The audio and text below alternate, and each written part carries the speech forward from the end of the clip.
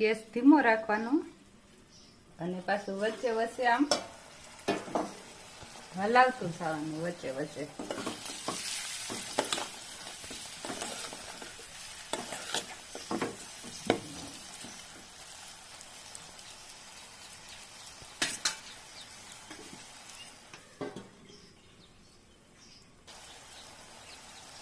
હવે રેડી છે આપણું ભરેલ ભીંડાનું શાક. કોથમરી નાખી દેવાની.